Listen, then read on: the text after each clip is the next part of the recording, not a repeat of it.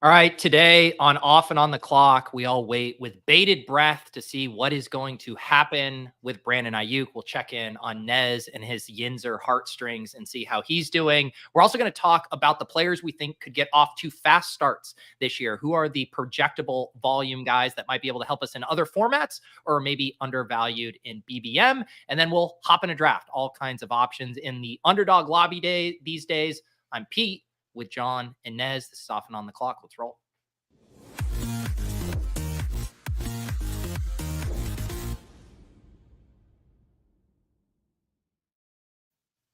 All right, Nez, how are you holding up with this? I mean, do you have noties turned on for Pretty Ricky at this point? I have like 6 different noties turned on right now. It's kind of a shit show. I'm getting like what I've learned quickly is like rap sheet. He got his noties turned off real quick. I had him turned on, hoping he could break the news. Too much promo. You know, good for you. You got a lot going on. You're not important for me. But yeah, noties on everywhere. We're staying glued to the streets. This is a done deal. He is getting traded to Pittsburgh. It's just a matter of the compensation. And the Niners have leverage because they can just wait. You know, the Steelers are the one who like want to get him in at camp as soon as possible, get the trade done. They have leverage, the Steelers, because they're like, Brandon Aiyuk won't go anywhere else. He wants to come to Pittsburgh. They're like, okay, well, give us a 2 and a 3. And they're like, no, we want to give you a 2 and a 4. And so it's just a stalemate. And ultimately, the Steelers and Omar Khan need to budge and give them the 2 and the 3. Get this wide receiver 1 for the future. Get him signed and give Justin Fields the team that he needs to succeed. Dude, I mean, the Steelers might become like, you know, there's America's team, you know, the Cowboys or whatever. The Steelers could become like fantasy football's team. Like if you have Justin Fields, those 2 running backs, Aiyuk and Pickens, I'm willing to embrace it. The Steelers will become America's fantasy football team. Oh, I hate it because they're so. I just like for whatever reason, my whole life I've been raised to just like think that the Steelers are awful. So I hate the fact that I'm going to be so bullish on them this year. Yeah, I mean, if they would have lost to the Seahawks in that Super Bowl when we were kids, John, I probably would have hated the Seahawks my whole life too. That's so true. That's so true. There's only one man, unfortunately, standing in between us and just an absolute nirvana of fantasy football production, and his name is Arthur Smith. Just a small roadblock, the tiniest of roadblocks. Yeah, it's such a frustrating saga, man. Like I'm like, honestly, you can just say whatever you want these days. Like that's what's like annoying is, you know, shout out Pretty Ricky, my guy. You know, he's doing the Lord's work by breaking this news, but like insiders have to be just seething right now because it's just like everyone's credibility is just like getting crumbled before our eyes as we await this news because like he got the scoop and no one else did, and now we just have to like wait for this to drop. I don't think there's a conspiracy that the trade is waiting to save the like that's not what's taking place. There's an actual stalemate at hand, but like shout out Pretty Ricky, man. That's just hilarious. I liked I liked your pitch yesterday there, Pete, to get Jackie Scoops back in the game here because that'd be fun to throw an underdog affiliated guy in the ring here to be the first to break this one. Yeah, Jack seemed like he had touched the hot stove of, you know, NFL insider scoops and said he was out of that game, couldn't handle the heat. It is like what I thought was interesting with the Pretty Ricky reporting. Like my theory was these guys are clearly well sourced. Like they have a source somewhere that the trade was done, but it was always having to triangulate all of these things, making the team happy and Aiyuk happy. And it's like, they maybe knew like, hey, yeah, this is in place, but it's like, if Aiyuk doesn't agree to it or the Niners don't agree to it, then like, where are we going? So that's why I think this accelerated so much. Like the national insiders probably like know that this stuff is happening, but aren't willing to go shit post their way through it in the way Ricky is. Yeah. He's just going to power post until it's right. Yeah, exactly. So hopefully we can get some goddamn news here soon because I just want the CLV on my Debo bags at this point. Like obviously I love it for my Steelers, but you know, I can feed my family for years off CLV alone. Dude, this might be everything coming up, Nez. If Aiyuk goes Steelers, if this calf injury with CMC kind of pushes Debo up, and all of a sudden Debo's like adjacent to like AJ Brown, man, you could victory lap that shit. no longer stealing carries from Bijan. Holy cow, man. The train's gonna come off the rails here soon. Like what's gonna happen? Like I'm just waiting for the next shoe to drop. Yeah, you're giving Davis a run for his money for just everything breaking perfectly for you. I know, right? I want to throw out a couple shouts off the top here, guys. I'm seeing a lot of stuff in the chat here. These 12-month badges have come alive. Wow, cool. We officially got some 1-year members. Love to see that. Appreciate you guys so much. And the community was effing on one last night. Warmed my heart so much with the scroll the F downs. We had a 27-win baseball team who is maybe the worst baseball team ever, with one of the worst players ever take down a slate for our guy Paid there. Love that. T-Box found his way back to the top, adjacent Sam Olsen, and then Brett Boy won a slate as well, and they were all of the 34 plus ADP scroll the F down. So as the community is shouting in the chat here, I wanted to send some flowers, send some love there. That's awesome. Well, had we fired up off and on the clock at this time last year, or we hadn't started it yet, or had we? I can't remember. No, I think we started NFL season, right? Mm-hmm. Yeah. Mm-hmm. Yeah. Okay. So we're a year in like 11 months, I would say, from off and on the clock, which is crazy. I think our first show was the weekend back from Vegas live drafts, because we didn't do. We didn't do week 1 last year because we were all together, and then we did week 2 was our first of this series. That's right. I forgot to get you guys a cake, a card, anything you'd like to do to celebrate your 1-month member anniversary. Ooh. I think drafting the shipper on BBM would be like a nice way to celebrate here in a little bit. I don't know. That could be fun. While giving an equity stake to everyone who's a member. Oh, deal with that on the tax front. Let's not put that in writing. Yeah, I mean, that's like people don't know how many. Trying to figure out. Oh god. Yeah. No, I was just gonna say people don't know how many members we actually got behind closed doors. That's like $8 each if we ship that 1.5 mil. We're just rolling in it. Let's just to put a bow on the Aiyuk stuff. Let's say it does happen. Let's do a quick 80 predictions. And let's assume that no other players are getting moved in that. Where do you guys think? I guess 2 predictions. Like, where do you think Aiyuk ends up, and where do you think he should end up? Okay. So in this scenario, we're taking Aiyuk Steelers. That's Aiyuk Steelers, and no other players are trading hands. It's just pick compensation and everything. We don't care about the money or whatever. It's just Aiyuk to the Steelers. He kind of goes hand holding with George Pickens on the right hand side of the board and continues to fall to like the Derrick Henry, Tank Dell, Michael Pittman range, that kind of like 31 through 35. Wow. I don't think he falls that far. I think he goes behind DJ Moore. Where he should go, I think like right now is fine, honestly. I think he's going to earn, if he does end up going to Pittsburgh, I think he's going to out-target George Pickens, just like he just kind of profiles as that type of player. He's probably going to get more volume than he would in San Francisco, even though like Pittsburgh is not like a super ideal situation. So I'll be drafting him if he does fall further. You don't DJ say. Moore. I think I'll middle it. Yeah, I'll say mid to late third. I could see some drafters, pushing him a little bit further. But yeah, I think I would be shocked if he ever slides to the 4th. I don't think like the what would it be, the 3-4 turn guy. I don't think they're not grabbing him there. And then I think Pickens is the more interesting case, because I think he's the guy whose ADP would need a massive correcting. Yeah. Because like so much of the thesis for him in where people are taking him sometimes at the 3-4 turn is this like volume thing. And like that would be, way more in question in that scenario. I like this shout in the chat here from Chipsy. I saw our guy Jonathan Fuller take him last night in a BBM in the 18th round. I took Juwan Jennings in the 17th, and then he took him in the 18th. So I was like, ooh, okay. Just hand-holding, paying the rake together, huh? Yeah, the Ronnie Bell of our generation.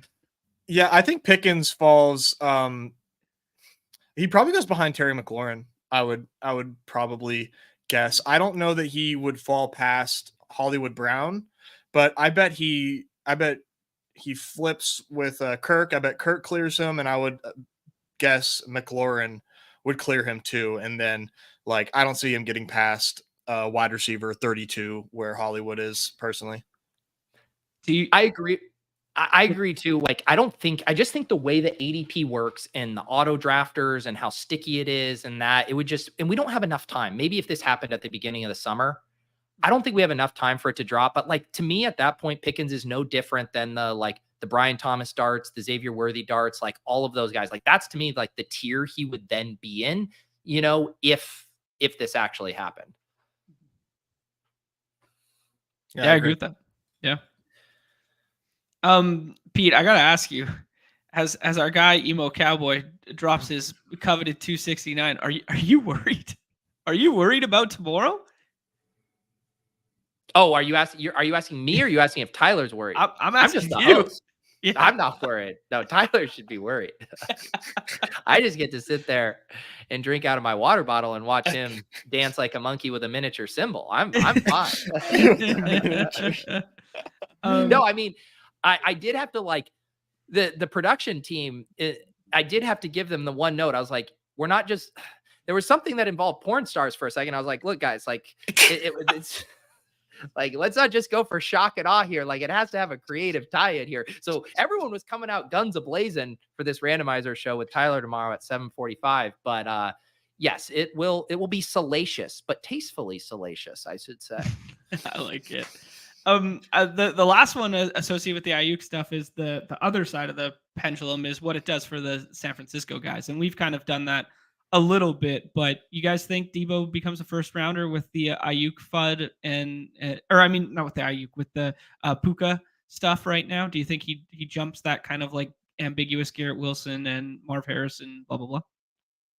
Yeah, like all you're gonna see is like, here's Debo's stats without Brandon Aiyuk on the field, and he has like a 5-yard per route run, and it's just the numbers are off the charts. The projection updates are going to be crazy.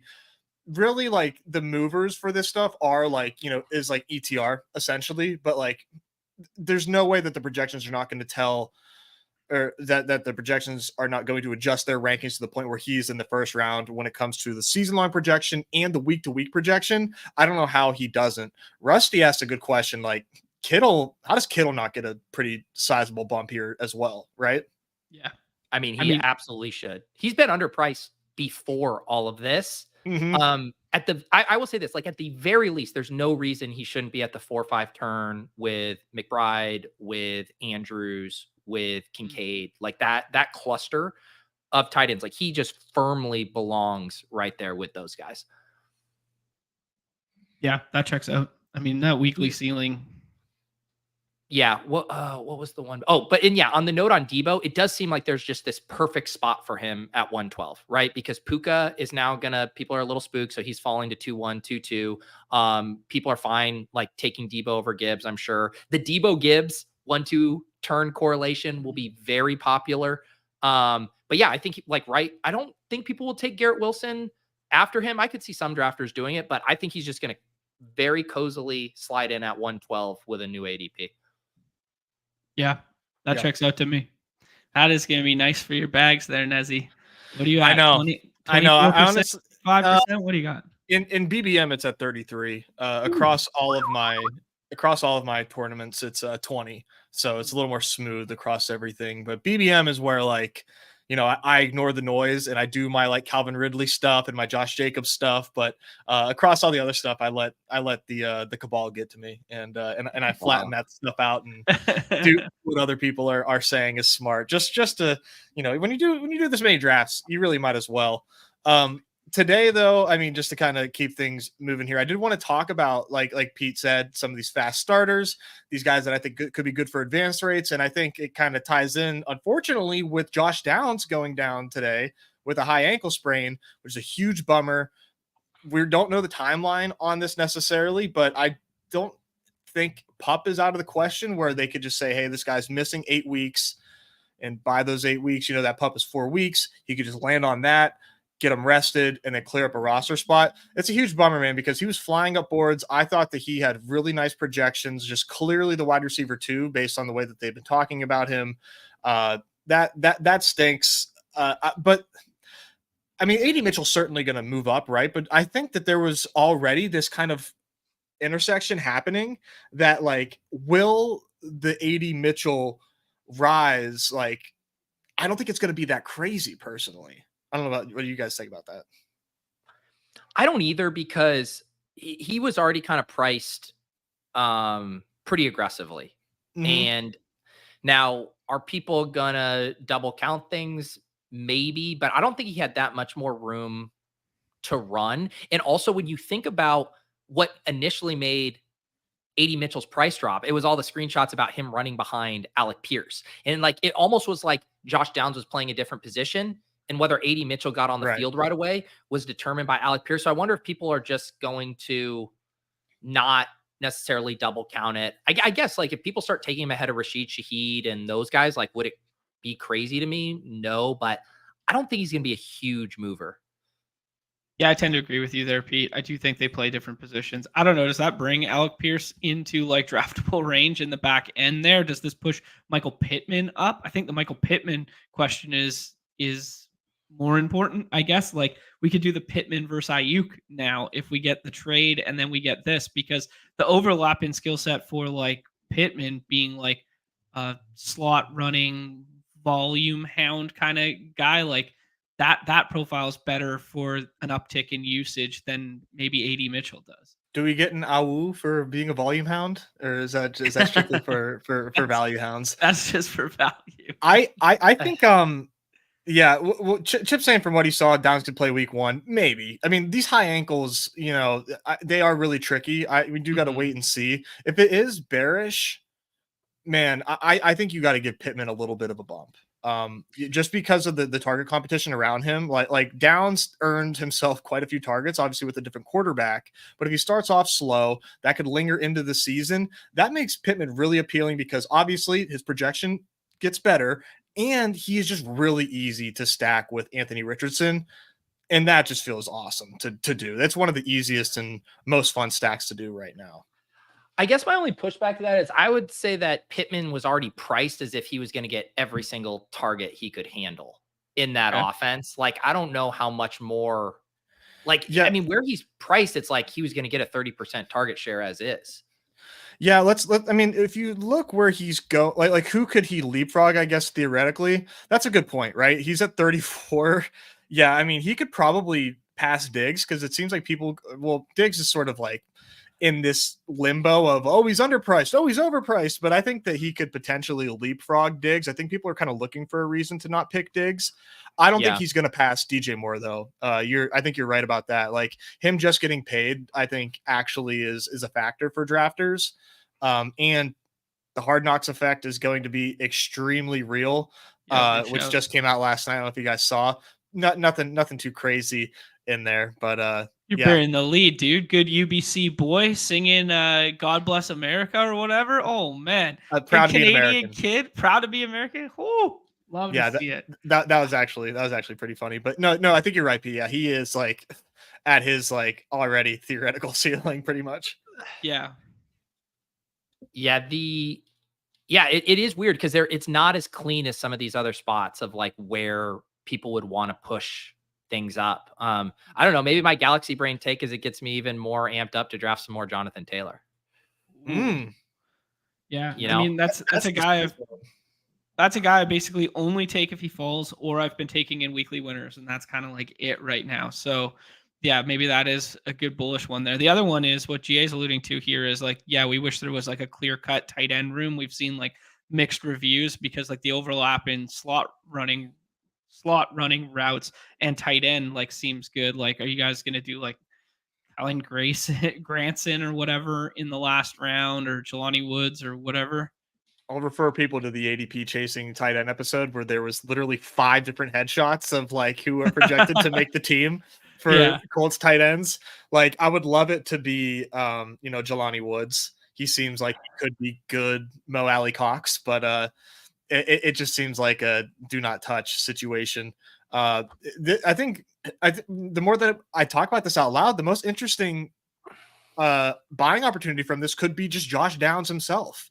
If Josh Downs ends up falling to like a really reasonable spot, I mean, he could be now that like late season play at this point where you can really set up some really late Anthony Richardson stacks if you're, if Pittman's too high for you, doing something like that. I like that call. Yeah. I mean, it's hard to get discounts on like any kind of intriguing wide receiver at this point, right? Like if you're a rookie, if you're a second year breakout, if you're in any kind of offense with a pulse, it's like, yeah. So I wonder if you do, because there's a range. Like I've been calling it the wide receiver dead zone right now. Like, now that Leggett is looking pretty shaky, it's that like 140 to 160. And it's like, sure. Yes. Demario Douglas will like hang out in that range or whatever, but it's like, there's nothing in there if you're looking for a wide receiver. So yeah, maybe Down settles in there and it's a pretty nice buying opportunity. I think John and I both right now, and we're not alone in this, are pulling up Michael Wilson into and above that range in a big way. He's probably like next to leapfrog that entire range. That has me stoked because I'm literally like, when this show is done, I'm going to upload a new video to the Deposit Kingdom channel, 9 breakout wide receivers. I might have teased this last week, and looking at Blair Andrews' research about where breakouts come from. And Michael Wilson is one of the 9, spoiler alert. And like doing that exercise and digging into Blair's research and like what Michael Wilson did last year got me way more excited. And he's going to be, of all the guys I outlined, he was one of 2 that I was underweight the field. Everyone else I was like massively over. So I was like, oh, that's kind of nice. I've already been going in this direction, but he's just going to be a huge priority for me down the stretch. And like you said, I don't care. Like if you pull him up to 145 or whatever, who cares? I think you just reach around and you start locking him up. Yeah, it's really that time of year. Just get your guy season. I mean, I definitely prefer him. The Ricky stuff is like he's one that's like really volatile right now. But like I would probably, as soon as I see Ricky, like just look for Michael Wilson. At that point, Arizona is just like a very interesting team. I just think they're really set up for success. Stud tight end. Or Marvin Harrison Jr. is an absolute monster. Michael Wilson's a perfect WR2 there. They've got Dortch in the slot.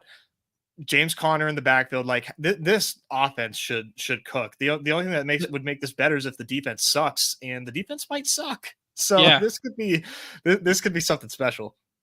No, yeah, I was just going to iterate that exact same point. Like you get dome games, you get defense suck, and you could get shootouts where they're trailing against the Rams and the 49ers. They've been a team that I've been targeting now that I've started to ramp up my weekly winners stuff in the tail stretch here.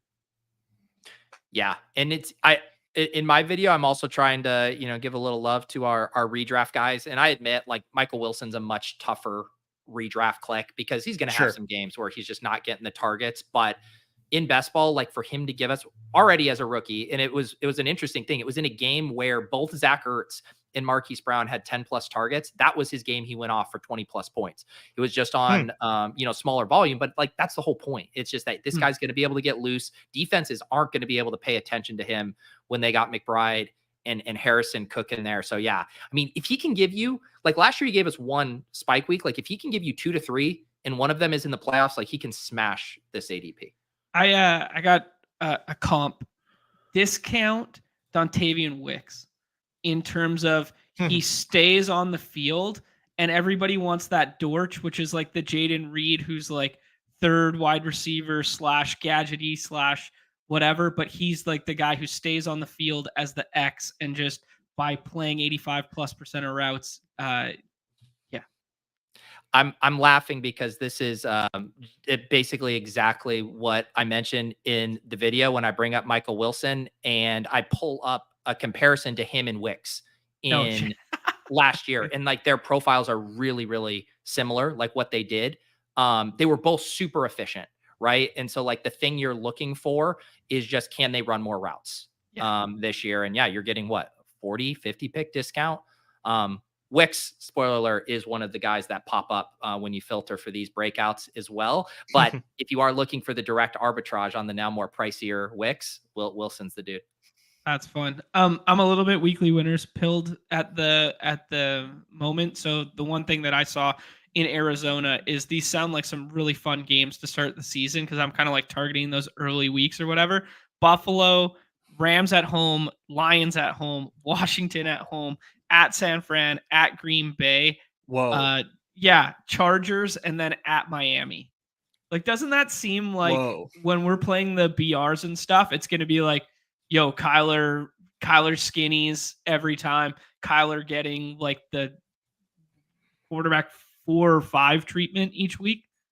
Yeah. Yeah. And they're awesome weekly winners plays, both him and Wicks, just because you have their teammates are very highly drafted as well. And so it's like when those teams fail, like, is there someone talented enough to where they could be the top scorer on that team? And then you crater, a bunch of other teams. Yeah, the weekly winner stuff had me like wanting to try to make the port over to like best ball mania in terms of like drafting. Like that conversation, we talk about like every week now, but like that conversation with Michael that you had on Best Ball After Dark was just very, very enlightening. And in my opinion, and just thinking about the way weekly winners is drafted and then trying to put that over to best ball as far as like guys that I think could be basically just like the floriest plays imaginable, like a mesh between weekly winners and eliminator, but like bringing it into best ball. And I think it's easy to, when I think of these type of players that can help you advance specifically when you're making that selection, it's kind of hard to think of like a wide receiver that does this for you. I think it's much easier to make this to make the shout out to like Rachaad White, in my opinion. Rachaad White, just awesome projectable volume for him, and he goes around a range where like where there's rookie wide receivers, there's Christian Watson like right below him, like these guys that were the range of outcomes are just so wide. And then you have Rachaad White, where it's like, well, if Rachaad White's healthy, he's catching 60 passes minimum, he's touching the rock on the ground 220 times minimum.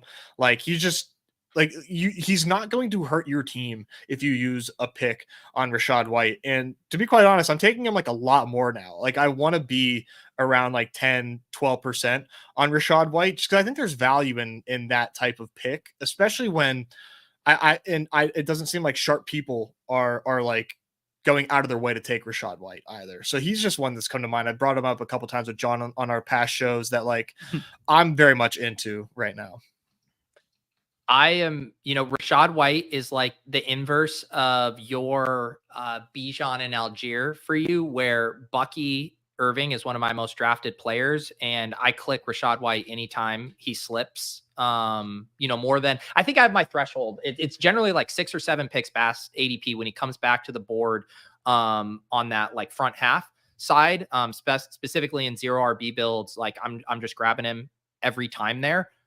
Because again, I think it's pretty, I guess there are scenarios where it's more of a split backfield and it's kind of like frustrating, but I'm kind of just going to play it as if either Bucky gets a much bigger role than anticipated, and that's awesome, or I'm going to play it as Rachaad White just runs back what he did last year. And that's a smash. And I just want to have teams that play that both ways.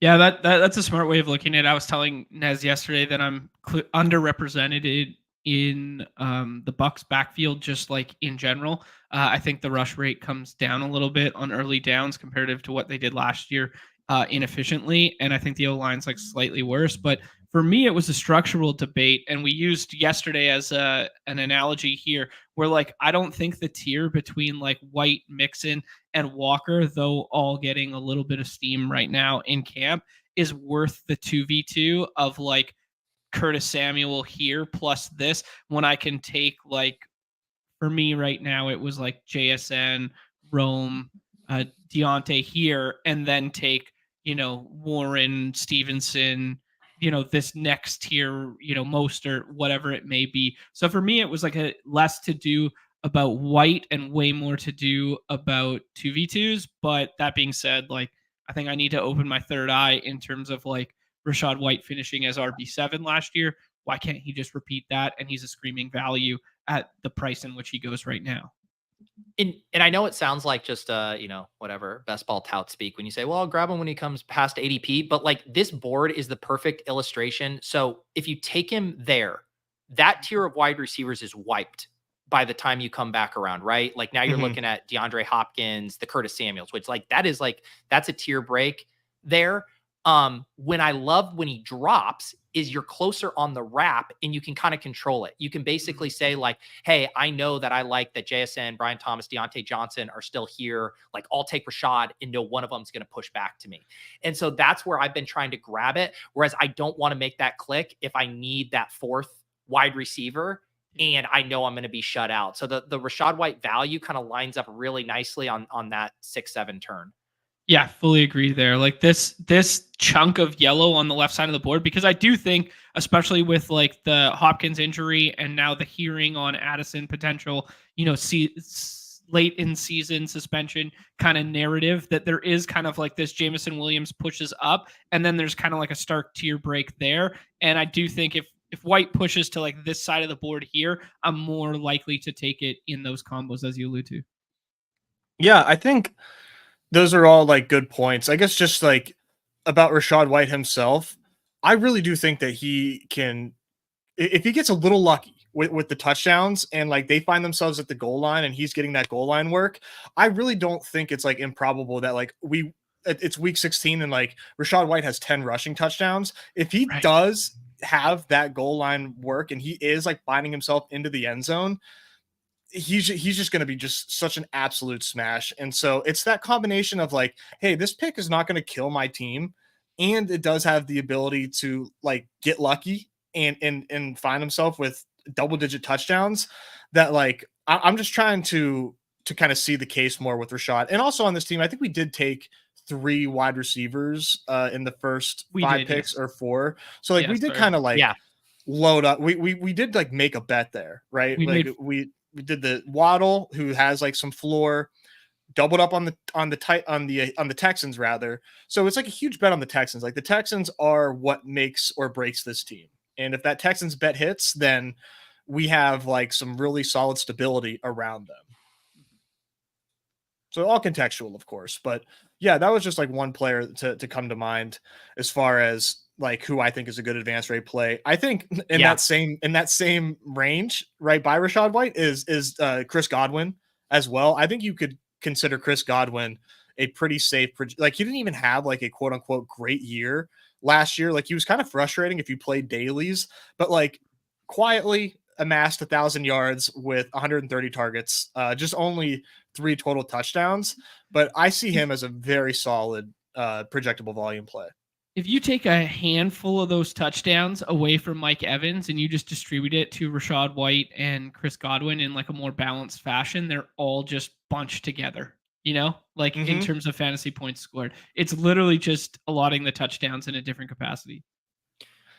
Yeah, it's so the reason like the dead zone stuff existed, like the concept of dead zone exists because of what happens over a 17-week season. And the more weeks that pass by, the more fragile those guys get. And like you can use a BR as a perfect example. Like a lot of these guys, Jacobs, Rachaad White, are going to be ranked extremely highly for week 1. When we come to week 2, then they'll get, nicked up. Maybe they lose a little efficiency. Maybe the rookie's flashing. And then maybe that chaos like changes that thesis. But if you are approaching weekly winners from a week 1 through 5 standpoint, and the ADPs are a little different, right? Like the running backs do go a little higher. So the market is getting that to an extent, but probably not to the extent they should. And so like when I have the nervousness to click a Rachaad White at his price in BBM, it's because I am thinking about weeks 15 through 17. But if you're playing for weeks 1 through 5 in weekly winners, which, Michael made a really, really strong case for, then all of a sudden I feel comfy clicking him, because what you're buying is what you're getting, the projectable volume. Like that's what I know what I'm getting, what I'm buying. I don't know if I'm getting that in BBM. You guys want to see my 3 most disgusting weekly winners clicks right now? Sure. It's Jamal Williams. Oh my God. Holy cow. Okay. We are getting really gross. Yeah. It's Miles Sanders. Oh my God. Yeah. And it's Josh Reynolds. Wow. I actually like the Josh Reynolds one. The first 2 made me want to vomit though, but I get it. I've done it a decent amount in my last like 10-ish, like just guys that could see 8 carries and fall into the end zone a couple times. And yeah, I don't know. I don't think it's bad, John. I mean, we talked about Miles Sanders, like, unfortunately, like, potentially having a role a lot. And if he like, it's not inconceivable. I mean, Jamal Williams completely disappeared last year, but for weekly winners, man, like like when you are just touchdown hunting, these are extremely cheap, extremely low drafted bets at like, hey, I bet these guys can fall in the end zone at the goal line, which like is worth a lot on this platform. And there's no doubt. They also represent leverage off of guys that go in every single draft. Like exactly. Brooks and Chuba go every single draft. Kamara does, blah, blah. Yeah, you guys don't need me to explain. Yeah. I think for me, part of my being repulsed is just comes down to I'm normally not taking running backs in the final rounds of weekly winners. And maybe that's going to change, now that we get some of these scroll the F down guys starting to open up. And like Jamal Williams is like a reverse scroll the F down, and that like, he has become more viable recently from a news perspective. He just doesn't feel like a week 17 guy, but like you said, this is a week 1 through 5 scroll the F down play.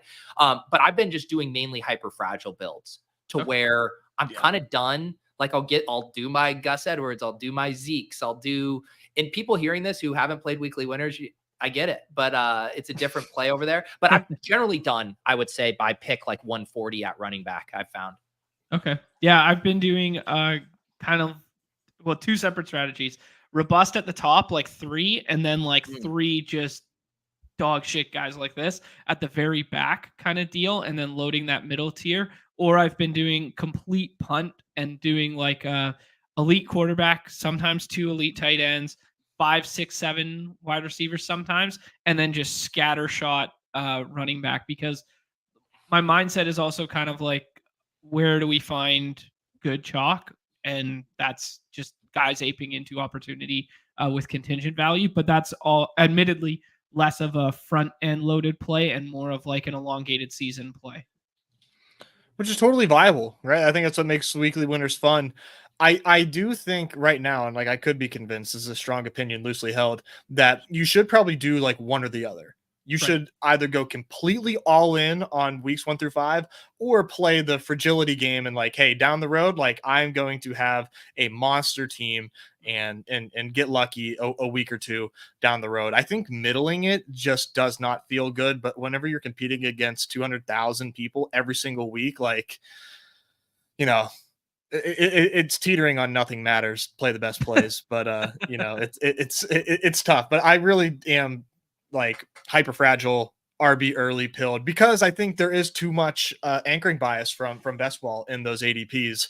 Like I'm taking Achane as early as like pick 8 in weekly winners over there. It just makes sense. Like this is one of the most efficient running backs we've seen since Kamara's prime. It just seems smart.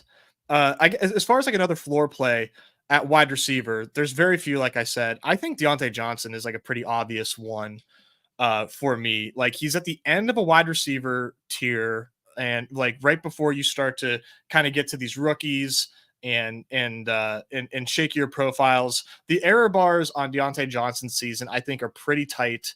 Got obviously new offense. Maybe a quarterback upgrade from last year. I would argue yes. Bryce Young probably better than Kenny Stinkett and Mason Rudolph. With a sharper offensive mind with Canales in Carolina, I really do think that this is like a match made in heaven for Deontay and Bryce Young both.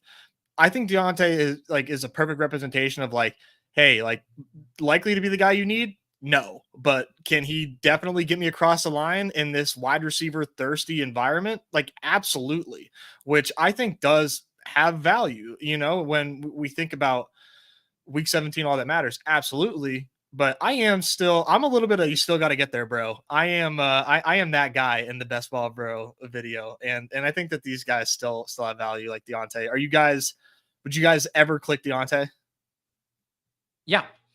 Yeah, I'm warming up to him a good bit. I do have a hard time getting to him, but like I think at this point I want to for sure take him over Ladd. I want to take him over Brian Thomas, who's been having a pretty rough camp. Like I do want to start to get a little more of him in that range, and he has been a priority target in weekly winners, which is the new main. I slightly prefer him in weekly winners. Okay. Yeah. That's the new better than best ball. Well, go ahead.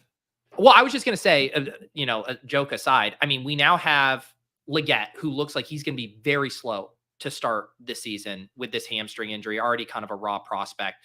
So I do think like if the Deontay Johnson stuff gets compromised, it's because like end of season, like Legett's really coming on and, earning more targets in that offense. That is no longer a risk whatsoever. I think like weeks 1 through 4 or 5. And so again, like his volume is just so, I guess you could argue that Thielen is still going to siphon off some, but I think there's plenty for him to beat that ADP weeks 1 through 5.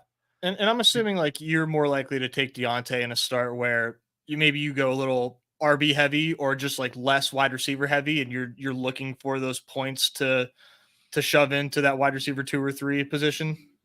For sure. Yeah, I definitely like that. I still think about that stuff of like, if I start 5 wide receivers, like, yeah, probably give me Keon Coleman, like, let me just take the huge cut. If I have, I didn't get him today, but I had a team where I started with like Kyron and Jahmyr Gibbs. And then it's like, yeah, man, I will take these targets here as much as I can get them. Yeah. I got to ask you guys a question here because we're thinking through like floor.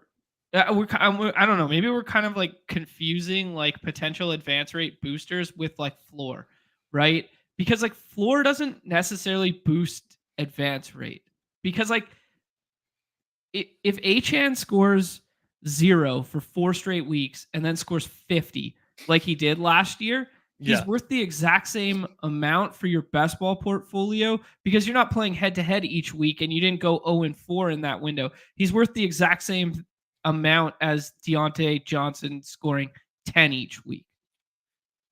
I agree with you. I think that's why it is so team contextual, right? Like sometimes a team needs that floor as opposed to like if you are heavily targeting rookies, and it's easier, I think, to conceptualize with like the wide receivers the running backs. Like if you're taking the Jonathan Brooks or these contingent guys, like those teams are dead if you don't have another guy giving you like 8 to 9 points a week just to like keep you treading water until you can get those big spike weeks from a Zach Charbonnet or whatever, you know, like. So these guys are like the bolstering guys. Right. And or maybe Nez thinks about it differently though. No, I think you're right. Like I try to get good synergy with these players. Like I'm not starting 4 wide receivers and tacking on Deontay Johnson as the 5th, really. Like we said, like that just doesn't really make sense to me. But whenever I'm taking Rachaad White as my RB1, for example, like I'm targeting these Jonathan Brooks types, Jalen Wrights, these guys that need that have contingency, that need things to happen in order for them to see the field. They're likely not to see the field otherwise. And I think that there's value there in that, obviously. You're absolutely right though, John. I mean, the Achane scoring 50, like, yeah, like that still matters. that still counts. I don't know if I'm right. I'm just curious in the way in which we're thinking of it and like what we're illustrating with it, right? Like, and I beg the question, like when you're trying to win weekly winners, is the 10 points from Deontay Johnson more or less valuable? And I think where I try to open up is, I think when we do, this is funny too, because I think we're probably, it's being too specific if we are saying like, Deontay Johnson's going to score 10 points every week. Like, honestly, when I take him on weekly winners, like I'm clicking him, hoping I get a 20-point game one of those weeks 1 through 5. And yes, do I think he can give me a 30 burger like an AJ Brown or somebody could? No, but could he hit me at 20? That's what I'm thinking of. It's not like, ooh, these 10 points that I'm getting for Deontay. I'm hoping he can hit the high end because that volume is he's going to eventually fall into some touchdowns, eventually fall into a big play because there's so much volume. Yeah, I think it's a good way to articulate it. Shall we? Is there any other names you want to mention there, Ness? No, not necessarily. I think you can kind of keep going down the list and keep naming guys. I think the most interesting names for this discussion are the wide receivers that offer floor, because wide receiver goes early and you really are debating with yourself, like depending on how your draft starts, like, do I need points or do I need ceiling? So I think when you get to like the Brandon Cooks versus Wicks, like that's like an awesome like juxtaposition, like back to back, because there's Cooks who's going to see the field more often than Wicks, but like the Wicks ceiling is clearly greater than the Cooks one. Yeah, I maybe Jacoby Myers is a better name to put with this. Are you guys worried about Brandon Cooks right now? Just in terms of like the Tolbert, wide receiver 2 narratives coming out of camp and stuff like that, or do you guys think he still does represent that safety net? I kind of look at him as that safety net. I mean, the back-to-back seasons of less than 100 targets are not ideal, but I kind of cling to the fact that he came on late last season and still found his way to 8 touchdowns there. And the fact that I still think that he's better than Tolbert, but I have slowed down a little bit the more that I've done my drafts and tried to get away from that, because I've been looking towards like, oh yeah, projectable points. Got it. Like Brandon Cooks, tack him on. Yeah. Because like, I think there's a clear decline there. It's hard to ignore a guy like Brandon Cooks not getting 100 targets. That's not back-to-back seasons. It's not great. Mm-hmm. Yeah, I struggle with him. It's just like gun to my head. Like, do I want Brandon Cooks or do I want Michael Wilson on a team? Like I just come back to that. I'm just like, I mean, I get it with the correlation stuff, but I do struggle with that price. Like to me, Brandon Cooks should be more priced in that like Demario Douglas kind of like dead zone 150 range. Like he is priced in a range where like we typically see breakouts. That's where Nico and, even before Rashee Rice were going last year, you can take stabs on some pretty solid wide receivers in that range. But yeah, I don't know. I've slowed it down for sure. Yeah, we can. John, do you want me to take the reins on this? Yeah, let's do it. All right, let me get the old screen share up. We need someone else. We're gonna do a BBM. Kyle Pitts instead of me. Doing BBM, right? Sure. Yeah, let's do it. Okay, cool. Just so the audience is aware, I'll try not to rug pull them and get in ASAP here. Oh, you can rug pull them. That's John's role. That's not me. Oh no, we're fetching. I rug pulled myself today on the Swolecast. We're trying to time it. I enter and it snap fills, so I was the 12th person, and then I had to multi-table while doing the show, which I hate doing. I love that you had to commit to the bit and multi-table. Like you had to get into that second one. Well, then it's just like I'm not going to just sit here and watch Dave and Davis draft. That also sounds miserable. Does it? I had a pretty interesting discussion today about multitasking. I thought, speak of the devil, but yeah, do not draft and drive. Been trying to get that messaging. Yeah, no, we'll get a slap on the wrist. We got a very rare in today's BBM streets all red badge lobby. Wow. Here. So, yeah, you guys are welcome for taking this one for the team. Holden, is that our boy Holden in the chat? You think, John? I believe so. Yeah, great name. Sam Olson, Nick Pam, Ryan Hodge, Perilla, TM Longacre. I'm not totally familiar. That's my guy. Oh, is it? Yeah, Longacre. Welcome to the chat. Samwise, Jumpfree, Chris, over there, and Clay Thompson. Just need to give a shout out to the boys one time. Oh, I got that Gladiator. Nice. That'll make up for my last night's results. What was it? No, fun fact about TM Longacre, no one has been in more BBM drafts with me than TM Longacre, because our guy, Patrick Donovan on his site has that as a filter, and no one was in more drafts with me last year than TM. Oh, that was him. I thought JGFC would have had that title. Yeah, same. He was top 5. He was top 5. But no, you can't match Longacre. Well, we might get a Puka fall here. We should be able to build a pretty fun team if this lobby is going to be as fluid as I hope. We could also be the first guys to do the Debo plus Gibbs. Wow, you would not be the first. That's true. It's true. I've been there. I get a little bored. Maybe in BBN though.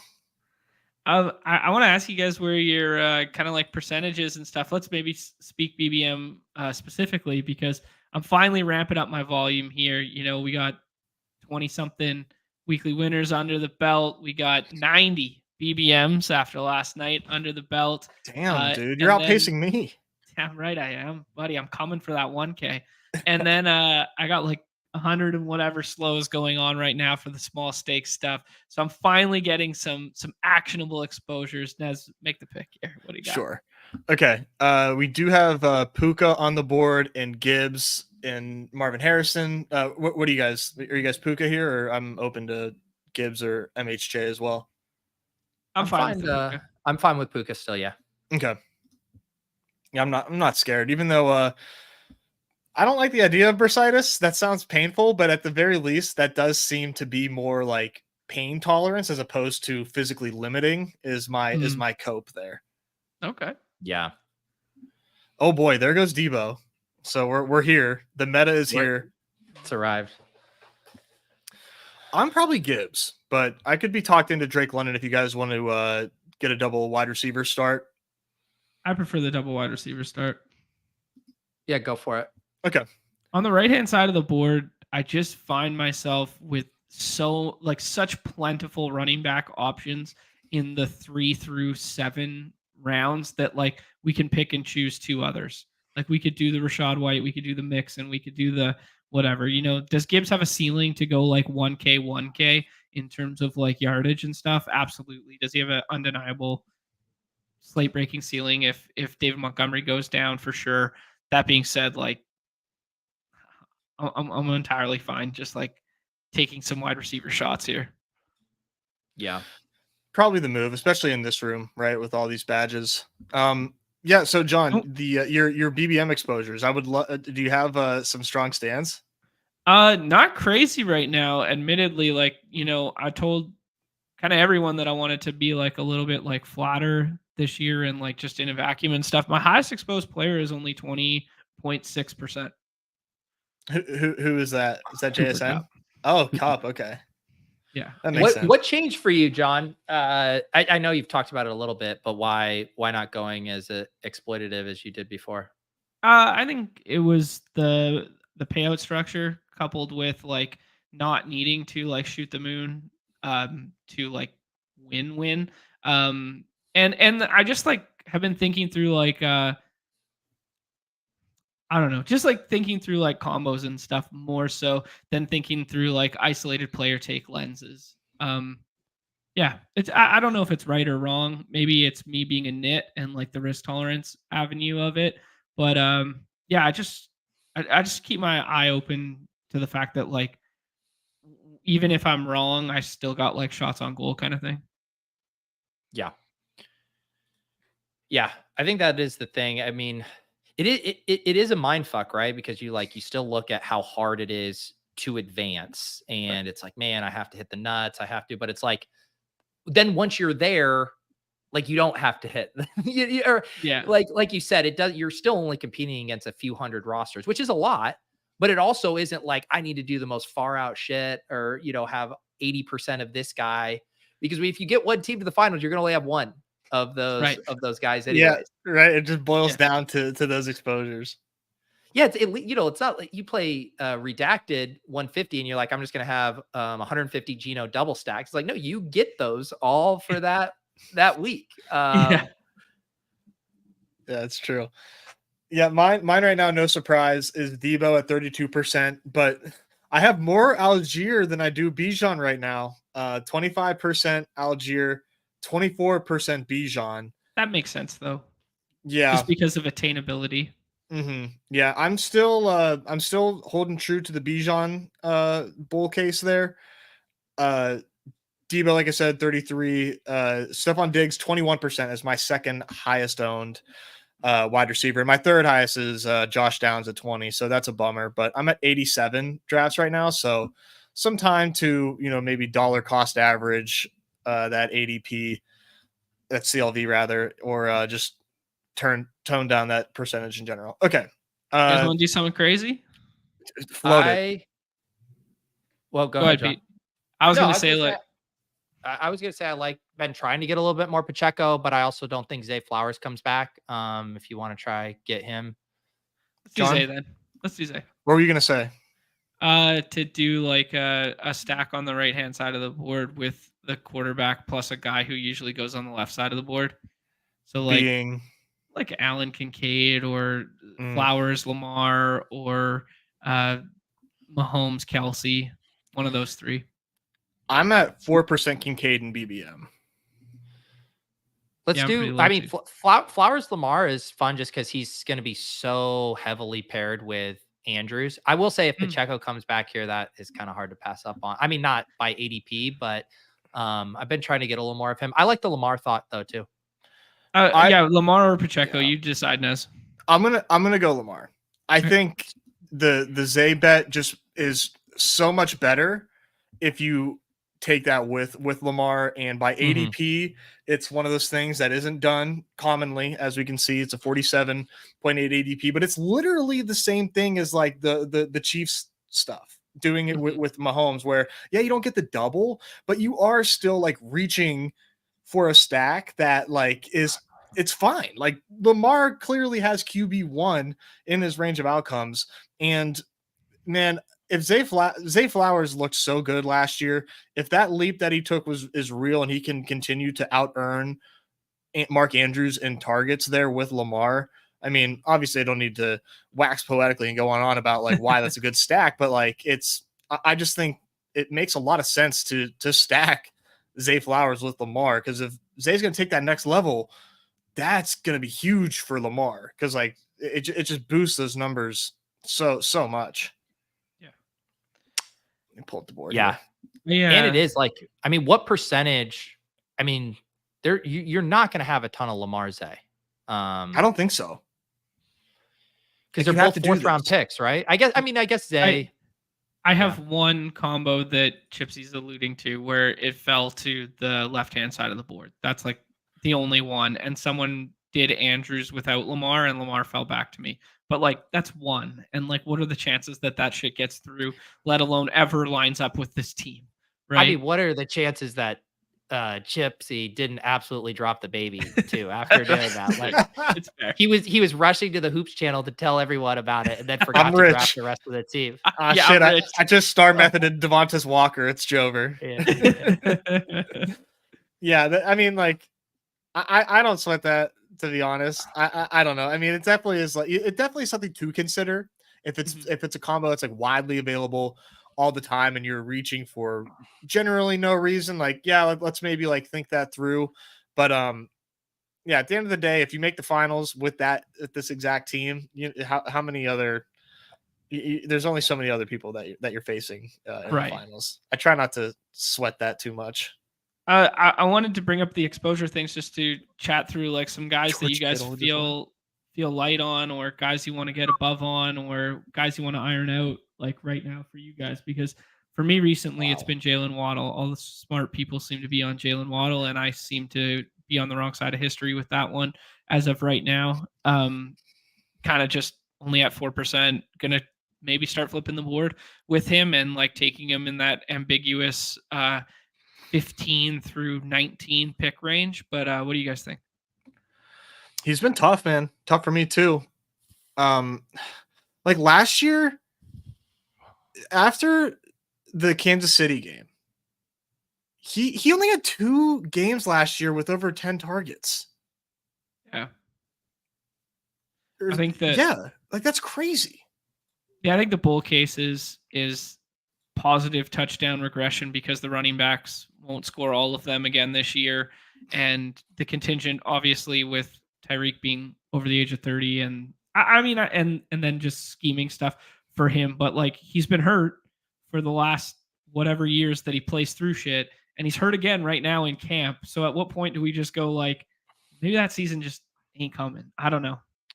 I just like can't do it. Unfortunately, like I love Jalen Waddle, like in the third and the fourth as a rookie. Like I was on him early. I think he's a great player.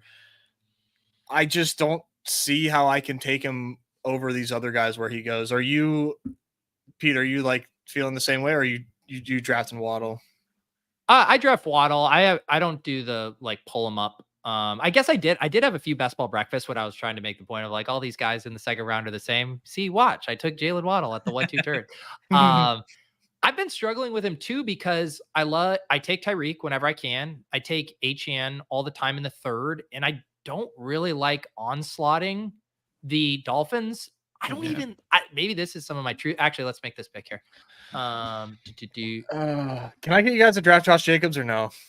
I mean, he's my third highest drafted running back, so I'm not gonna say no. Sure. Yeah, I think we'll like what comes back to us at wide receiver. Tight ends got wiped out. Go for it. Yeah. Okay. Thank you. I appreciate that. I'm trying to do more Josh Jacobs. That's one where like I let the field talk me off of that more than I wish, and I don't want to regret not being slightly overweight Josh Jacobs. Only at 9% right now, with like way more Marshawn Lloyd. 12% Marshawn Lloyd and BBM, but way more across other contests. And that's just something that I was like very vehemently like not into. And I'm like, why am I like I need to stand for something. I need to. Can I pound the table for Xavier Worthy here, or Jayden Reed is fine if we want to go double Green Bay, but I prefer Worthy. Likewise. Yeah, Worthy's not going to be like rotating on the field with Sky Moore and Tony, whereas like Jayden Reed, God, he's awesome, but like such a week 17 play, you know? I don't know. I think all of this stuff is like so overblown. If I were to tell you that Jayden Reed was going to be playing 100% of the snaps in an offense with Jordan Love, people would be taking him in the third round. You know, like, yes. Right. But he's not. Right. And he's not going in the third round. He's going in the sixth round right now. Like, I think it's all baked in to this thing. So, like, I understand being like skeptical, but I don't think it's like he's overpriced. Because if you were looking at what a rookie did in year one with an ascending offense, ascending quarterback, averaging over 16-point PPR points per game down the second half of the season, we would be tripping over ourselves to draft this guy in the second and third round. There is some uncertainty, the rotation stuff, and now that's baked into his price. But like, I think he's a great pick in this range. I love Jayden Reed. Like, I really do. It's just doesn't sound like you do, Nez. I know. I know. Let me. I'll prove it to you. I will prove it. Like, let me see where I am on Jayden Reed. But like, yeah, I am like. I'm worried. I'm worried that there's just like too many mouths to feed there. Normally that's not the case, but whenever you have like 4 up to 5 like usable wide receivers, I'm about to break the news to me. Go ahead. I'm gonna break you. You don't have to set your lineup each week on Underdog. Wait, what? Yeah, you know what? The 6 weeks that Jayden Reed goes off, they're just gonna put his points in your lineup for you. You're gonna love it. What? I don't have to worry about the headache of setting a line. Wait. Okay, you don't have to worry about the Wicks week or the Dobbs week. They're gonna take care of it for you. But what if there's a guy on waivers I want to pick up? No, man, no, you're stuck with Jayden Reed. I'm sorry. Holy shit! Clip that, Rudman, and Twitter ad. Let me see where I'm at on Jayden Reed, and oh wow, I am light on Jayden Reed in BBM. 4%. I am a little too scared. That's definitely not the case across all my drafts, but yeah, I'm 11% across everything, but 4% in BBM. Here's the thing: if you want to get me on an argument not to take Jayden Reed, it's by saying let's take Xavier Worthy over him. Because that one, I mean, like Xavier Worthy is going to melt fucking faces this year. I am telling you right now, it is going to be fun. Are you drinking the Davis Kool-Aid with the make sure you get one piece of that Chiefs passing offense in the majority of your drafts now? I'm not drinking that Kool-Aid because that makes you do some wild ass things in drafts. I'm having a watered down version of the Kool-Aid that Davis drinks. So I don't wake up with an extreme hangover and 58% Mahomes teams. But yes, no, I am like, especially because Xavier Worthy too, he was like in the 50s, right? Or no? Is he like he's like at a very palatable price right now that on a start like this where we get Puka, London, and Flowers, where like, hey, Xavier can have the up and down weeks and we will absolutely take those 20-30 balls to the bank.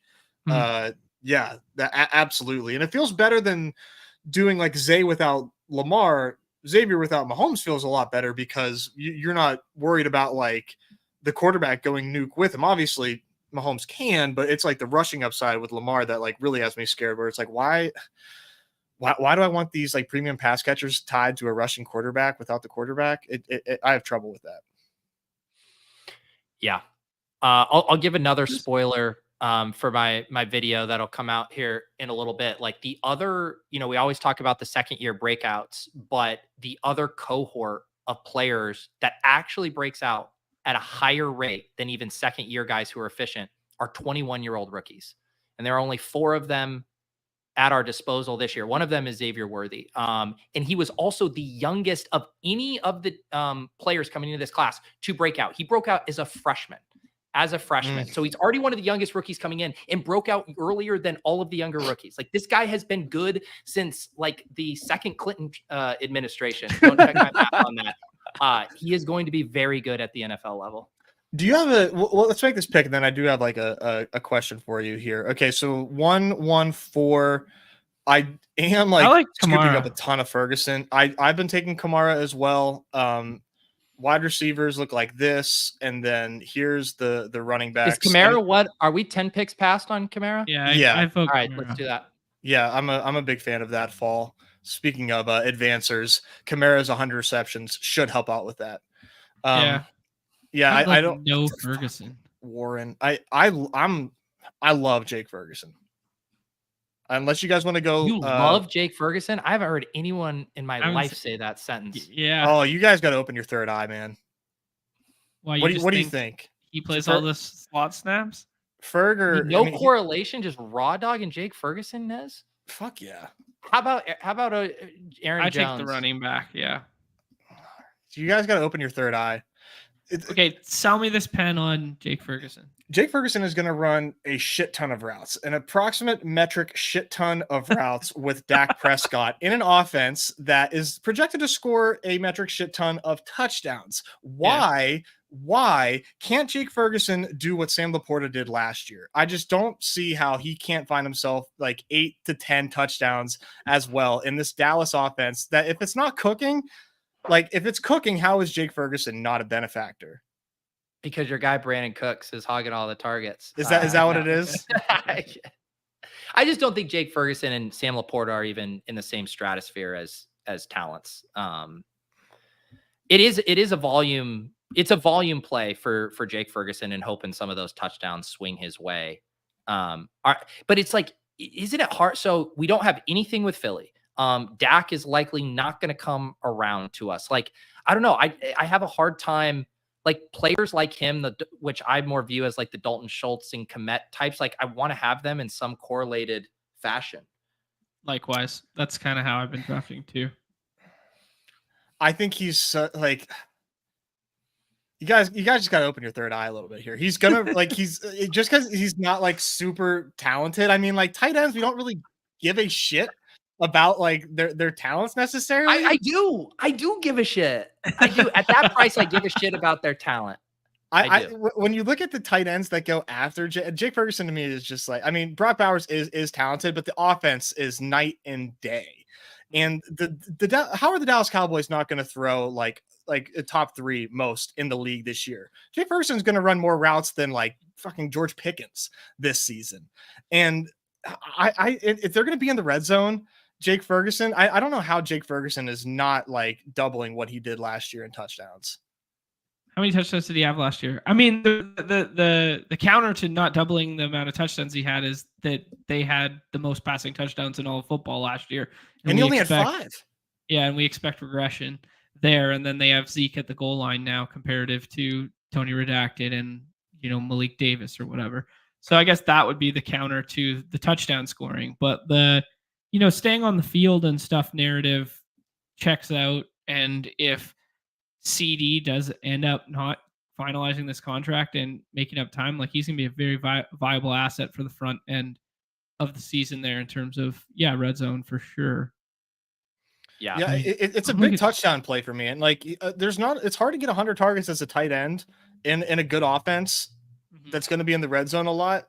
Like, maybe I'm just like hunting touchdowns a little too heavily here. Maybe. But I think when it comes to tight end, like, he does feel cozy to me. You do have to take him over some pretty strong plays. Like, obviously, like Aaron Jones, Najee, and Warren, that's tough. But I'm really in on Ferg right now. Brandon Cooks doubled his end zone target percentage last year. That's kind of alarming. Where are we at on this board, by the way? I got you. Oh yeah, I knew we were 2 picks. Yeah. Okay. Internal clock was ticking. Yeah. It's always ticking. Okay. We back up. on me. There we go. Okay. Oh, we could have stacked him with Dak. Oh God, here it goes. Now Dak Cubs. Yeah, 1, 3, 4. Good, great work, guys. We totally smashed that decision. Can't even stack Love with Reed, but that's on me. Okay, I'm just gonna. I love Tajay Spears. Is so does JJ. Chase Brown's gone. You gonna put Chase Claypool in? Oh, Chase Brown. Who'd you say, John? That JJ loves Spears right now. Norris and JJ love Spears. I mean, I love Spears too. Don't forget about. Oh me. yeah, you were. No, I'm just reiterating that they're in agreement with you. Okay, tight end is Goddard. Not really too into that. I think we can wait on quarterback unless you guys. I take like Moss here. Yeah, I'm still in on. I've been buying the dip on Moss. Okay, I don't mind Javonte. That is a good dip. That's a good dip.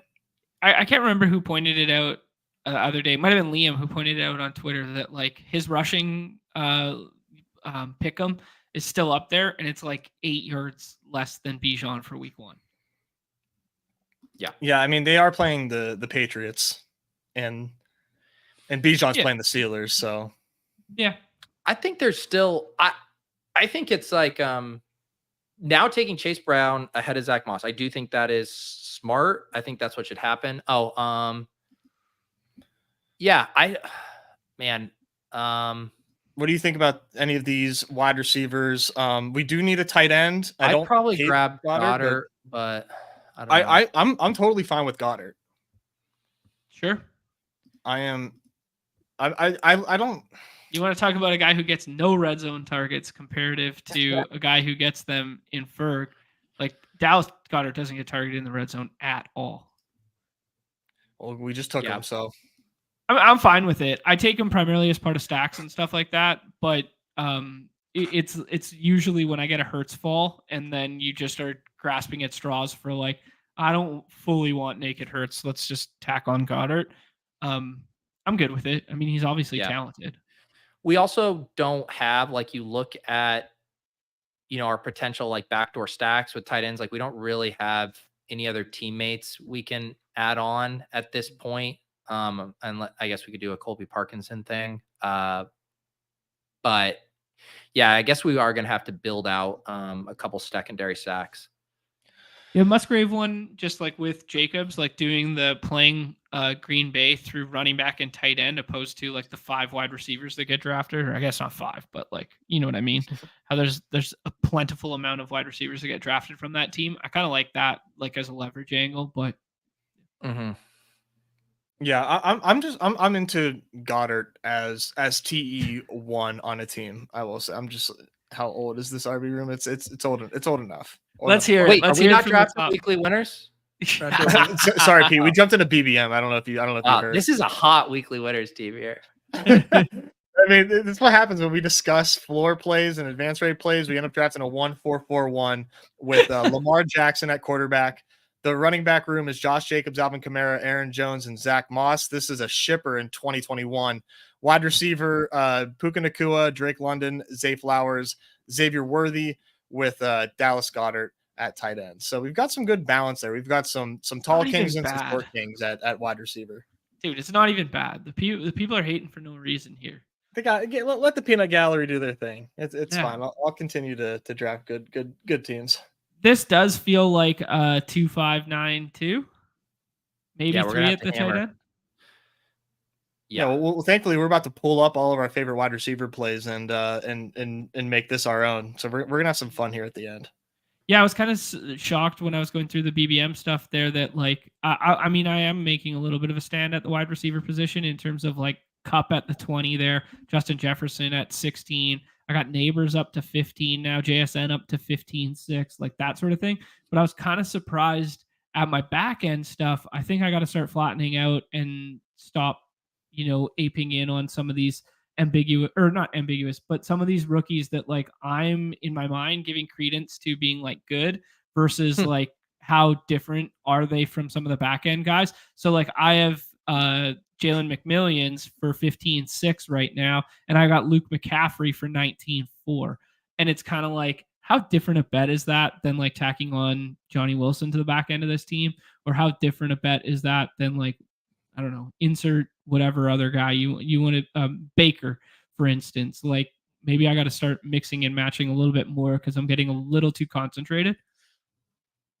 Yeah, I think we finally arrived at that point. Like my short list for scroll the F down targets is like it's up to like what, probably 8 to 10 names that I don't think I had 2 weeks ago. You know, Johnny Wilson is the perfect example. Like he checks every box you want from a scroll the F down guy, right? Hasn't been drafted a ton, getting tons of positive buzz in an elite offense that has auditioned so many different, you know, wide receiver 3 types.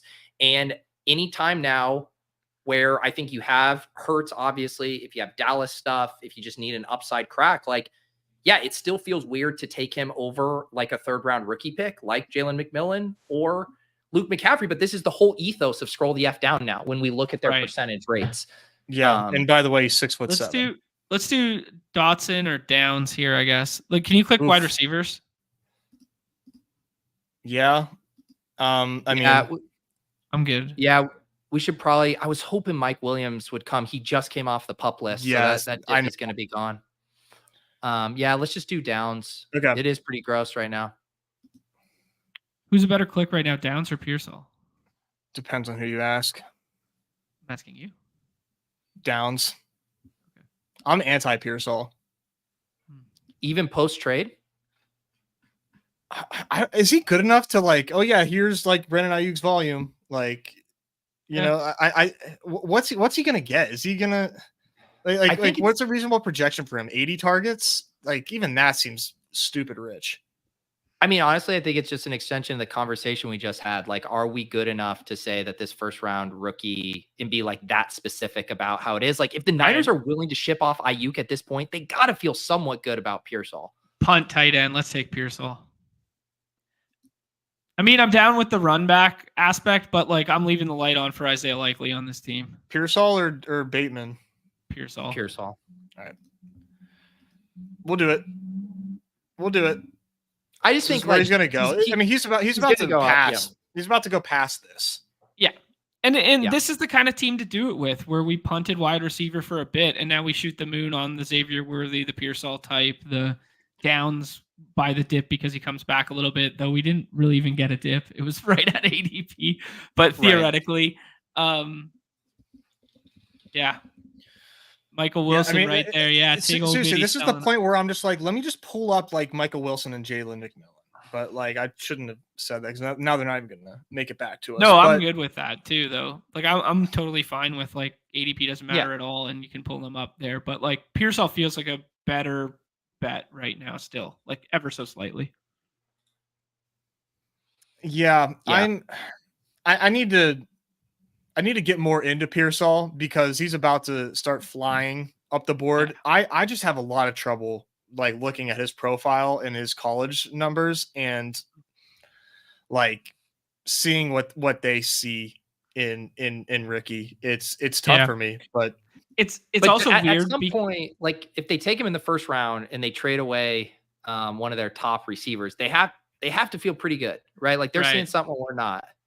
I was going to say the same. And then I was also going to drop the caveat that the Niners have been renowned for trading up in the 1st round or trading up in general for draft picks and being wrong with like Trey Lance and Trey Sermon and all these guys. So it's like, of all the teams in the world to trust with like taking him in the 1st, I'm not sure Niners is top of the list, but I really do just think of him in the same way I would like a contingent running back in that range, where it's like in most scenarios, like it doesn't hit, but if it does hit, it hits in such a massive way that he destroys that ADP.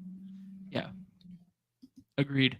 Where do you guys think he goes? Like, do you think people start taking him at like 110 or something like that over this whole tier if Aiyuk got traded today? 110. So like over Cooks, over Shakir, over Judy. I think he's right there with those guys. Yeah, Judy, Myers, Shakir, Cooks. Yeah, I think he flirts with Lockett too. Like just thinking about this, just like there's like such little resistance above him. You know, there's just very little These are all wide receiver 3s too, for the most part, or wide receiver 2s in undesirable spots. Now we have a first round pick with a runway. Mm-hmm. Yeah, I mean, just from a ADP standpoint, CLV standpoint, it makes so much sense to grab Ricky at 130 plus, even if disagree with the profile. Like with as much volume as I'm drafting, I don't think that that's something that I can really counter with, to be honest, right, now that I think this through. And the thing too, the knock on Ricky before, I think the best knock was like, he could be so unbelievably buried on the depth chart. Like Jawan Jennings is going to be out there that it just might take so long for him to get out on the field.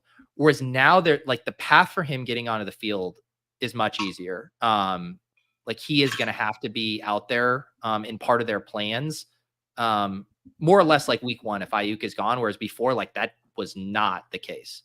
Right. Yeah. They could have redshirted him pretty easily, I think. Yeah, very much so. They did that with Ronnie Bell last year. Yeah, and hopefully, obviously, yeah, obviously not the same capital. Like apples to oranges, just comp, but just the fact that John needs to get his Ronnie Bell quota in. Yeah, it's true. I didn't hit a Ronnie Bell today. Bing. Michael Wilson just went at 150. The new meta, man. ADP is out the window for these. It's dog eat dog world out here now. Damn it, TM Longacre. It is just a comfy little 12 picks ahead. It's not, at least it's not like egregious. We'll grant that. I have Bateman just still in the queue, but we can do basically anything we want here. Like I'm not even with like Lamar, I don't even really care about Bateman like that, to be honest. Same. I like Musgrave a lot at this price. And the guy behind us has 6 wide receivers. Musgrave goes over the Rhine. Thank you very much. 6 wideouts with Laporta. Let's take Jalen Wright and shut it down at running back. And just do 5. I mean, Jalen Wright does fit with this team. Yeah. Okay, let's do it. Like we got all the. Sometimes you just got to make the best picks. We got all the dusty olds with the whatever, and then you shoot the moon with Wright as your last pick. It's something I've been doing a decent amount of. Yeah.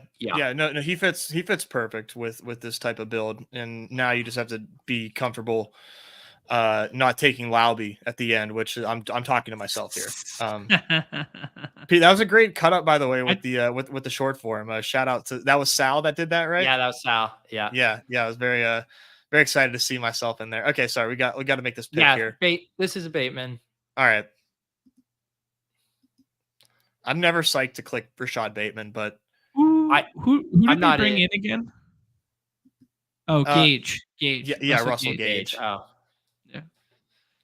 I don't know. There's just so many guys there, right? Like even if they're not talented, Nelson Aguilar played a role last year. Listen, they're Twitter admins getting fired if they don't give Bateman 100 targets this year. All they've done for their social media team is just put together Rashad Bateman clips. They're in the green room like, where's the next Bateman clip? If he does not get usage, somebody is getting canned. I'm just, if not, I'm calling for it. I respect it. Calling for that poor social media manager kid who's an intern making like $14. They're not interns. They are professionals, John. You're going to get canceled. And I'm just joking. I would never call for that. I'm just joking. Guys, a little housekeeping. Do us a favor. A lot of people jamming in the chat here with the 1 year. Appreciate you guys being members for a year, but that means we got to do a little update to the hashtag list. And I think we're going to mark that one on the calendar for August 20th. We're going to do a full-fledged BadgeBros update to the list there. We got almost 500 of us hanging out. Jump on over to the YouTube side. Give us a little like, a little subscribe, a little notification bell there. We're live every Wednesday with Pete. We're going to have a disjointed schedule for the next week and a bit. I'm getting married this weekend. Nez is going on vacation. So we're going to kind of be missing some shows here and there, but there will still be 3 pieces of content next week. And if you're playing the baseball slate today, there's a link slightly down below somewhere here of Nez doing a 30-second or 30-minute walkthrough of the slate there for you guys on the baseball slate. So do us all that good stuff. The little like, the thumbs up, the notification, blah, blah, blah. Please and thank you. Thank you, John. Yeah, I'm excited for that list. We're going to have a tweet from the BadgeBros account, just kind of like gathering results, a little bit of engagement farming, a little bit of crowdsourcing. Because I mean, the games have grown, and like we genuinely do need a little bit of help. Like, so it's a perfect time to be a little braggadocious in our replies. Show us your dubs. Make a case for yourself. We kind of hurt some feelings accidentally the last time that we did this. So this is always a fun, a very, very fun show for us to do. Mm-hmm. I like how if you just cut that out of context, it's like we hurt some feelings last time, which makes it a really fun show for us. We do love to get controversial here. We're Lawsian, Laws-esque. Damn, Isaiah Likely. I would have fit nicely. Well, there's always Devontae Walker, boys. That's right. That's right. There's some tight end scrolls. There's some of my favorite scrolls right now are tight ends. I don't know if you are down that well as well, Pete, but JT Sanders has entered my player pool in a pretty strong way right now. What has there been? I mean, I've liked him as he's like one of the few when people ask me like early on, is there like any tight ends you're getting weird with? Like Sanders was the only one that I was like, all right, but was there any reports about him? Is he having a good camp? He's running with the ones. The other tight ends were a little banged up, and I think you could just make a pretty good case for him being very athletic, coming from this Texas class. That like, how many skill positions got drafted out of Texas? Like 6 or 7 this year. Yeah. Like just like one of many. In an offense that should be, I mean, ascending is a strong word, but better. That needs some explosive weapons. All of that is just what I kind of run through as the short list of why I take JT Sanders when I need a third tight end, mostly. Like hardly ever is tight end too, but that's what's so fun about like the McMillan clique. Yes, Polk too, obviously the Texas guys, and you're just like, what if one of these guys is just a monster and it was a little bit masked by playing with other superstars? And if they were in a spot where they could have hogged all the volume, maybe they would have, really shined in a way that their situation didn't let them. So yeah, I mean, Sanders is pretty exciting. Speaking of which, there's in that same vein, there's Jermaine Burton staring us in the face, right? Where it's like he was just masked everywhere he went. Yeah, what's our plan at quarterback? So I just threw all these draftable quarterbacks in the queue for us. I wanted it to be Fields so bad. Yeah, that was quite unfortunate for us. We could try to set up a Baker Kate Otten. Or it would be Kate Otten Baker because this guy has 3 quarterbacks. Take Kate Otten first. I like that idea. Okay. Anything else that you want to float out? Yeah. I mean, it would be nice if we had like a Carolina guy, but when we take Javian Sanders in the last round, we will. Yeah, that's don't snipe us, bros, on that. We'll see. Clay Thompson. I mean, these stream drafts, man. People. I dare you. I dare you to take I fucking dare you to take Baker Mayfield as your. I hope you're watching. I fucking dare you. Torch it. I goddamn fucking dare you. I'll go to the bank with naked Kate Otten. Nez just told me tight end talent doesn't matter. Give me a raw dog Kate Otten who's gonna run 100% of the routes. I fucking dare you. Oh man, I saw Conklin go. I don't know why I was thinking those. Any player taken there had me nervous. Okay, so yeah, I think obviously Baker's the next pick unless Jay Thompson finally grows some nuts and takes Baker as his 4th. Okay, he goes Mims. I like it. Yeah, we're gonna do it, we have options at late tight end. But as far as our wide receivers go here, we're thinking 9 or it would be 8 probably, huh? We've got options. Yeah, I was just thinking while we were on the clock here. But how many more rounds do we have? 3? Or 2. 2. Yeah. Yeah, I'm good with 1 receiver, 1 tight end, or 2 wide receivers. Yeah. Okay.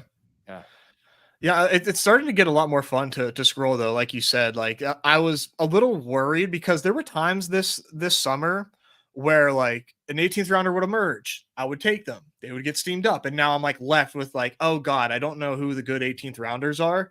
But an underrated part of like drafting later is, actually having some clarity on who might be a decent 18th round dart at this point in time. So I'm excited to finish out these BBMs. I'm excited for preseason, man. Of course you are. I'm excited. I want to get in the lab with you guys because I probably want to wait like a couple weeks and I have a backlog of video ideas, but like in a couple weeks, put out on the Deposit Kingdom, our top 10 scroll the F down targets and kind of circle back to that video that we opened up the summer with on scroll the F down. And like I've already have a short list starting to bounce around in my head, but I think that would be fun to collab on. And as we head, to the final few weeks of drafting. Yeah, no, that'd be awesome. And it'll also be good because we'll have some projectable ownership data to talk through too. Right. Yeah. We won't be talking about Kendra Miller as a scroll the F down at that point in time. I mean, how many drafts are being done right now where he's not getting drafted? We got to factor it in. He's the worst guy to scroll the F down because he's still being drafted in now 100% of drafts, but it's changed so much. He's heading in the wrong direction. He's ships passing in the sea. Gretsch kind of made a case for him. It's like, well, he's cheaper than ever. The situation really hasn't changed other than the fact that he's hurt. If he does get cut, he's probably a Dallas Cowboy. So it's like there's still reasons to continue to take him. I wasn't getting that imaginative. I was just continuing to ride the fade on Kendra. Yeah. Well, look, if I didn't have, I didn't have a grip of him. I was at 9 or 10%. If I was at like 2 to 3%, I'd probably be slamming Kendra as like a last round pick. I do, and I'm just kind of like victory lapping. I'm not even like buying dips. I'm just victory lapping it, which is probably the wrong move. Yeah, I got 2%. Look at you guys. I should probably I'm so be smart. doing what you're saying. Well, now that I got the victory lap in, now I can finally start to buy the dip. now that I tell everybody on my show, hey guys, look at me, I'm so smart. I faded Kendra and I got lucky with the injury. Now I can change that up. The other tight end we could, if we're just doing bring back stuff, while I do like Jatavian, Theo Johnson is firmly on my radar as well. Yes. I think I like Theo Johnson more than Sanders. Just because I think the blocking aspect will keep him on the field more. Yeah. Dayball seems to love him. I was telling Karain about some of those quotes where he just keeps showing him highlights of Gronk and says, "This is what you're going to be for me this year." Well, Chris needs to bring back, and he has one tight end, so you spoke a little too soon there. Oh, he took Johnny. Okay, Johnny. I like this one too. Raise it saying in the chat. This one's one I've done once or twice now too. Is the Tucker Kraft one? Like Tucker Kraft, like obviously fell because of the torn pec. Like people forget that we were taking him in like the 15th round before. Yeah, I think we need one more wide receiver. Would you guys agree? We have 7, and I honestly like is Johnny Wilson still there? Do the Johnny football, let's baby. do the stack without we already have Goddard. Get that phantom stack. Yeah, let's do it. I like it. Is it? Yeah, I think we do that and then take the tight end because we have outs. Unless Shea Thompson's gonna finally be a man, bro. Double tap JT Sanders and Theo Johnson, please. Fucking dare you to do the Dan Zach. Oh, hey, there we go. Someone knows ball. No, they took Khalif Raymond. They don't. We got the Darius Fountain is running ahead of Khalif Raymond right now. I think Theo. I like both, but the stuff on Theo is pretty nice right now. Yeah, let's do it. I like it. To be honest, he's probably. It might be marginal, but he's probably less drafted than JT Sanders because Sanders was going like when BBM first opened, he was getting drafted. I think in the 18th a little bit, because of like the anchoring to the pre-draft stuff. Like I said, it's probably marginal, but yeah. Oh, there's your Ray McLeod one after the Rondell injury. Yeah, man, that's such a bummer. ETR had him ahead before the injury, so I wonder what they do with Ray. I'm going to keep an eye on that Washington kid personally. Yeah. Is it Casey? Yeah. Holy. That was there's a special. There's a Casey, there's a Malik, there's a Tajay. Yeah, there's all these Washington scroll the F down receivers.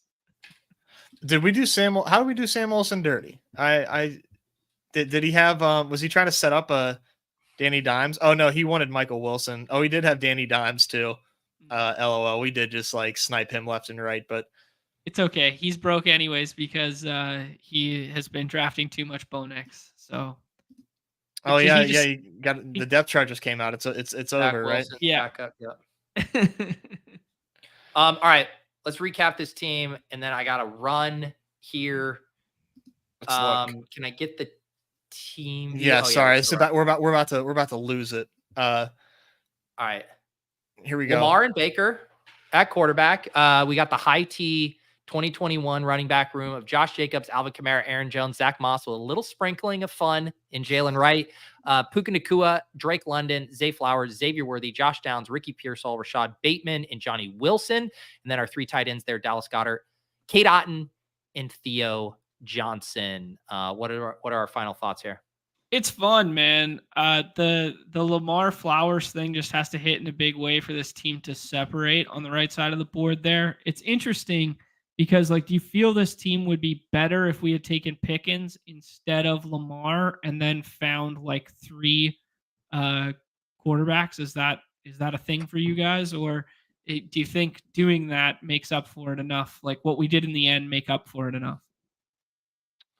Like you said taking 3 quarterbacks? Well, because no, I mean if we didn't take Lamar, because the 2v2 of the whole draft there is the fact that we took Lamar in the 4th round on the right-hand side of the board with Flowers, right? And it makes our wide receiver room weaker because that's a spot where we would have taken Pickens or insert other name that's in that same Amari Cooper, something like that. So is this team better or is it just different? I think it's better. I'm very much team like if you get 4 wide receivers in the first like 5-6 rounds, make that bet count. Say like we're drafting BBM, we're trying to win $1.5 million. Tell yourself that you picked right. Those were the wide receivers that you need. And based on our running back room, like we're probably flexing a running back anyhow. So really we just need 3 of these guys. We got some fun upside picks at wide receiver as well, and kind of went boring at running back when traditionally I think people do the opposite where they get exciting at running back and safe at wide receiver. I like the way that we did this. Yeah, I think I wish we could have like landed a more coherent like quarterback 2 plan, like built off of one of our earlier picks. I didn't even get to see where Kirk went in this draft with Drake London or what happened there, but it seemed like the quarterbacks were kind of flying off the shelves. I like the Baker stuff, I always like it a little bit more if I could get McMillan or Bucky on there with the Kate Otten, just like build out that Tampa Bay a little bit more. But other than that, I liked it. Nice. Yeah, that's pretty good there. This was the one that I really wanted with the reaching for Fields saved his draft. Like I really wanted the Fields with Lamar there in the 15. That's something that I like clicking right now. Yeah. Would have been fun. But yeah, this is a good team, man. That was fun. I like that. Yeah. Couple housekeeping just before we roll, Pete. Sorry. Drop a thumb, please, and thank you. Probably Nez did the baseball show. It's below. I did the Becoming a Best Ball Bro with JJ Zacharyson. That was tagged below there as well. So if you guys are looking for some more content over the next couple days, because there won't be shows, Nez, ? We might do a paywall one for baseball or something. For the rest of the week? Yeah. Probably like paywall for us, some baseball coverage. But yeah, next week I'm out, see my family in Maryland, so I'll be on vacation. So I'll be back after the end of this week. Next Monday, I'll be back. Are we doing off it on the clock next week? I'm good. I'm down. So if you want to man it, okay. or we can bring in a guest, or we can do whatever. Yeah, I was thinking we get Pretty Ricky on. It's kind of. I'm in his DMs. I'm sending him some very desperate pleas to send me confirmation of this trade. But yeah, John, good. No, I was gonna say get Pretty Ricky on to be like, how did you miss so badly on the Steelers nugget here? How did he end up in Buffalo and you had no idea? Yeah. John, congratulations on your upcoming wedding. That's it's very exciting. Glad to see you get tied down. Didn't think it was possible, but I hope you have fun, man. Should be a blast. May or may not be best ball virgin after this weekend. We will see. Wow. Time will tell. I appreciate you waiting till marriage, John. All right. Thank you guys for hanging out in the chat. Even that coward who wouldn't take his 4th QB there. We appreciate you. Subscribe on your way out. We will see you guys next time on Off and On the Clock. Peace.